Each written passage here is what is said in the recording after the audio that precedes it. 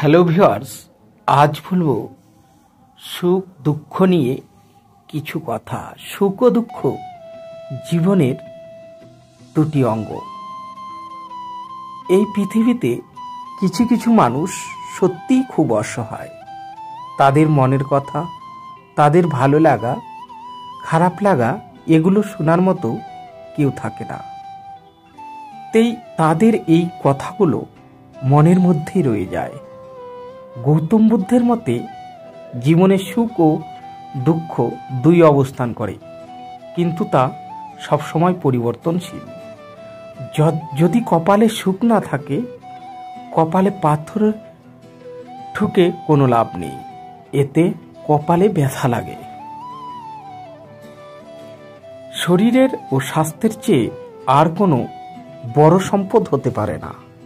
তাই অল্প সন্তুষ্টির চেয়ে বড় সুখ আর কিছু হতে পারে না।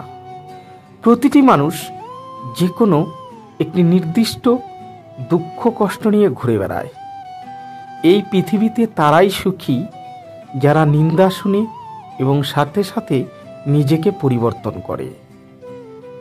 আমি নিজেকে সুখী অনুভব করি, কারণ আমি কখনো কারো কাছে কিছু আশা করি না। কারো কাছে বেশি কিছু আশা করাটা সবসময় দুঃখের কারণ হয়ে দাঁড়ায়। মানুষের জীবনে প্রথম সম্পর্ক অনেক আনন্দের হয়, প্রথম চাওয়াটাও অনেক দামি হয়, আর প্রথম ভালোবাসাও অনেক সুন্দর বলে মনে হয়, এবং জীবনের প্রথম দুঃখ অনেক কষ্টের হয়। কিছু কিছু মানুষের জীবনে প্রশ্ন থাকে যার উত্তর পাওয়া যায় না, কিছু কিছু ভুল থাকে যা শোধরানো যায় না, আর কিছু কিছু কষ্ট থাকে যা কাউকে বলা যায় না। বিয়ের আগে পর্যন্ত পুরুষ বুঝতে পারে না সুখ আসলে কি জিনিস। যখন সে বুঝতে পারে ততক্ষণে অনেক দেরি হয়ে যায়। যে কোনো মানুষ সুখকে জানার জন্য আপনাকে দুঃখের অভিজ্ঞতা অর্জন করতে হবে, এবং আমি নিজেকে মনে করিয়ে দিচ্ছি যে প্রতিটি দিনই একটু ভালো দিন হয়ে ওঠে না। এই মহাবিশ্বে আনন্দ, সুখ এবং দুঃখ সমান সমান থাকবে। এটা বিজ্ঞানের ভাষায় আনন্দ সংরক্ষণ। কারণ যদি কেউ কোনো সময় চরম আনন্দ পায়, তাহলে অন্য কাউকে চরম দুঃখ পেতে হবে। সুখ ভবিষ্যৎ জীবনের জন্য রেখে দেওয়ার বিষয় নয়, সুখ বর্তমান উপভোগ করার বিষয়। জ্ঞানী মানুষেরা কখনো সুখের সন্ধান করে না, কারণ জ্ঞানী মানুষ জানেন সুখ সন্ধান করলে পাওয়া যায় না। কান্নার মধ্যেও পবিত্রতা আছে। কান্না দুর্বলতার চিহ্ন নয়, এটা হলো শক্তির চিহ্ন। তারা 10,000 ভাষার চেয়ে বেশি স্পষ্ট ভাষায় কথা বলে। তারা অপ্রতিরোধ্য দুঃখ, গভীর সংকোচনের এবং অবর্ণনীয় প্রেমের বার্তাবহ। তুমি কখনোই একসাথে সবাইকে সুখী করতে পারবেন না। কাউকে না কাউকে অসন্তুষ্ট রাখতেই হবে, আর তাতেই মনে হয় নিজের পৃথিবীর কোনো এক প্রান্তে অসম্পূর্ণ থেকে যায়। আপনাকে যে কেউ কষ্ট দিতে পারে, তবে তোমাকে এমন একজনকে খুঁজে নিতে হবে যার দেওয়া কষ্ট তুমি সবসময় সহ্য করতে পারো। প্রথমে দুঃখ গ্রহণ করুন। জেনে রাখা উচিত, কিছু হারানো ছাড়া কিছু জেতা এত সহজ নয়। প্রায় সব মানুষের জীবনে দুঃখ কষ্ট থাকে, কিন্তু কিছু মানুষ তার নিজের দুঃখ কষ্টের কথা গল্প অন্য কাউকে শুনতে পারে না। প্রতিটি জীবনে একটি দুঃখ থাকে, এবং কখনো কখনো এটি আমাদের জাগ্রত করে। যে মানুষ নিজেকে নিয়ে ব্যস্ত থাকে, সে কখনো অন্যের মানুষের দুঃখ কষ্টকে উপলব্ধি করতে পারে না। টাকা মানুষকে আনন্দ দিতে পারে, কিন্তু কখনোই সুখ দিতে পারে না। যদি কোনো কাজ করতে করতে ক্লান্ত হয়ে পড়ে, তাহলে বিশ্রাম নিতে শেখো, কাজটি ছেড়ে চলে যেও না। যে কোনো জিনিসকে একটি নির্দিষ্ট সংজ্ঞায় সংজ্ঞায়িত করা যায়, কিন্তু কষ্টকে কোনো সংজ্ঞায় ফেলা যায় না। কারণ কষ্ট এমন একটা জিনিস, আলাদা আলাদা মানুষের আলাদা আলাদা রকমের হয়। যে কোনো মানুষ তার যন্ত্রণা সহজে ভুলে যায়, কিন্তু একজন অপমানিত ব্যক্তি এত সহজে কষ্টের কথা ও অপমান ভুলে যায় না।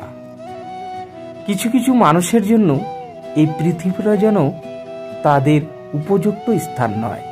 তাদের এমন মনে হয় এই পৃথিবীটা যেন সমুদ্র। নিজের কিছু কষ্টের কথা অনেক সময় নিজের বোকামি বোঝার পর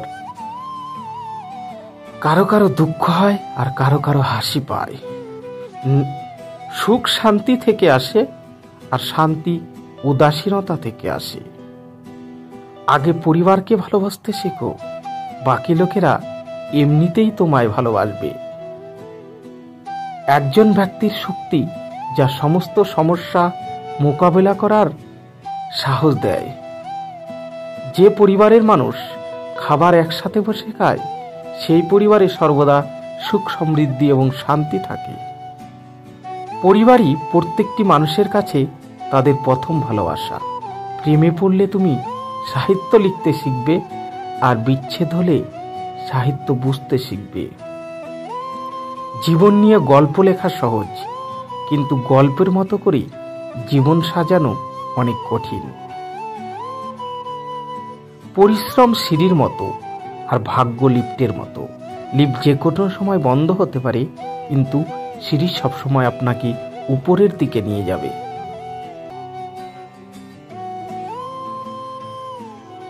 পৃথিবীতে বাঁচতে হলে অনেক সময় অনেক কিছু মেনে নিতে হয়।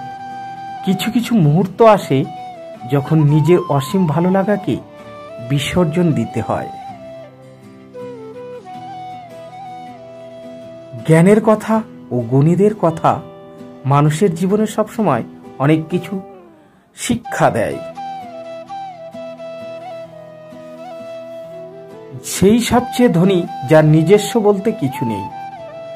সেই জ্ঞানের কোনো মূল্য নেই যেটা বাস্তবে প্রয়োগ করা যায় না। জ্ঞান নিয়ে কখনো অহংকার করতে নেই, কারণ যিনি আপনাকে জ্ঞান দিয়েছেন তিনি নিতেও জানেন।